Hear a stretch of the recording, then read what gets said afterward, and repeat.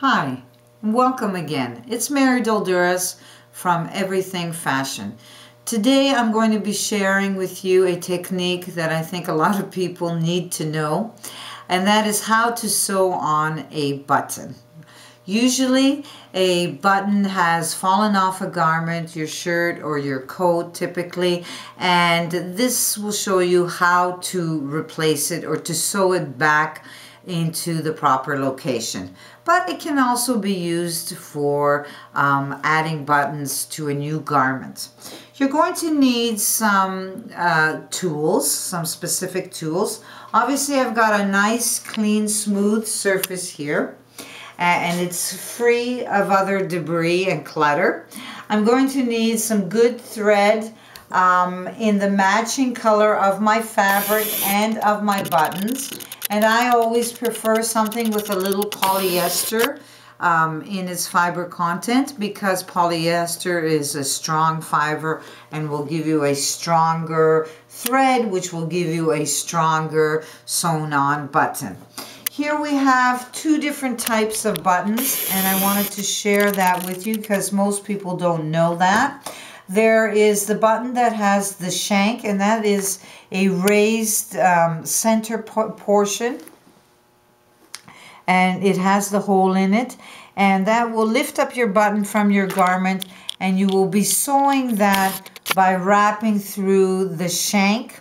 And then there are the flat buttons that do not have a shank, and these are the ones that most people know with the holes on the top, but they do sit flat on your garment. The reason I like the ones that are raised from the garment, because they will accommodate some of the thickness of the fabric and float or sit on the top of your fabric without pulling on it and creating puckers because of the thickness of the fabric. All right, so you're going to need a pair of scissors, and if you have them, a couple of pins is all you need. Obviously, you're going to need a good sewing needle, something that's not bent and has a decent point on it. As an expert, I prefer a long, skinny one. And I'm going to try to save myself some time and energy by doubling up my thread. And I am now going to thread two ends of the thread through the hole on the needle, and you see that happened very easily and smoothly. That may not always happen so quickly for you, and if you're struggling, don't. It's not worth it. Just take a single layer of thread and thread your needle, and then tie a knot in the end. Okay, I'm going now to my garment where my buttons are missing. In this case, it's a black skirt, or it has a placket, a very specific area in which the buttons are to sit. Shirts are like that, and some other garments, okay? But you are replacing a button, very likely.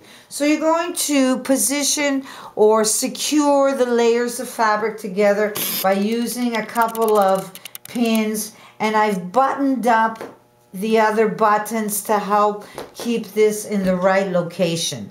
It's important because I will be going right through the buttonhole and the top of my garment and throwing my or pushing my needle through the middle of that buttonhole to identify or to find the correct positioning of the button that I'm sewing.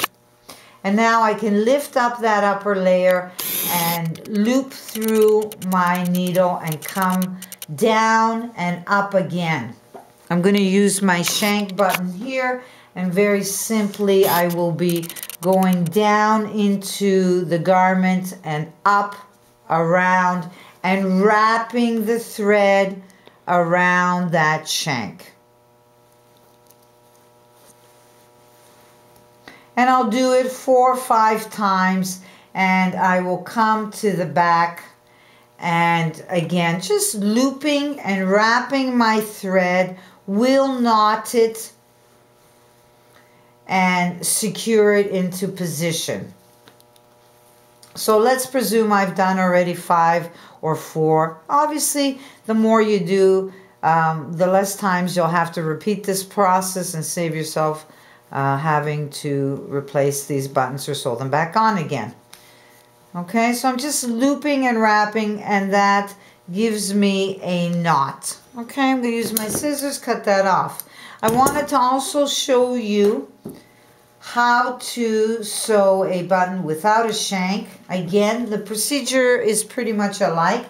Pin, secure, you could be measuring or do whatever you have to do to make sure when you sew that button that it's in the correct position. I'm going to knot my thread, the ends of my thread again, and I will be going right through the top of my garment, in this case with a button that does not have a shank and has the holes. I'll go right through and identify that, and it's the same thing.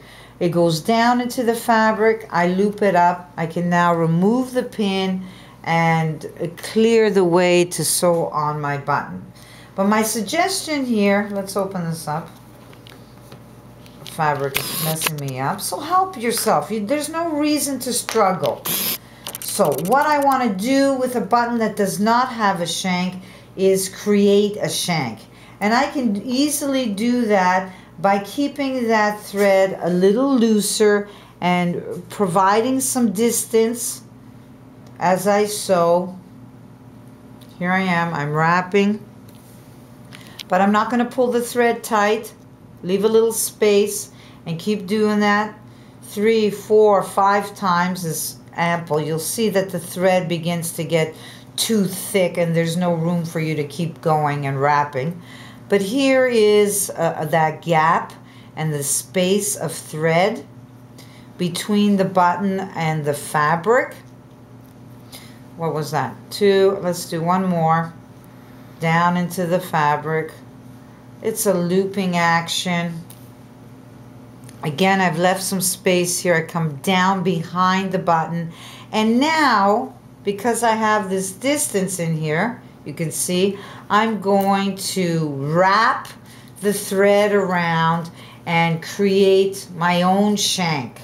So that when I button this up,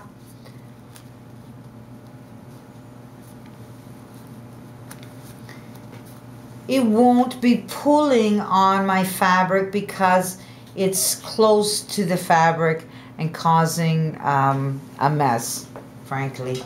Here it is. I'll go to the back and finish off this last button here. Sorry.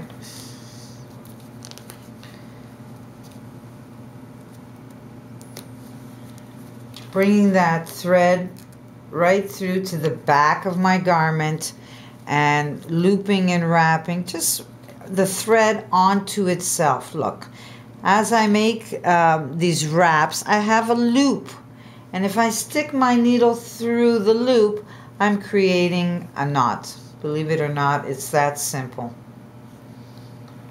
Good luck with your buttons. Make sure you have all your proper tools, and don't be afraid to save a few dollars and sew on the perfect button. Thanks, and I'll be back with you soon to show you more good, helpful hints and tips.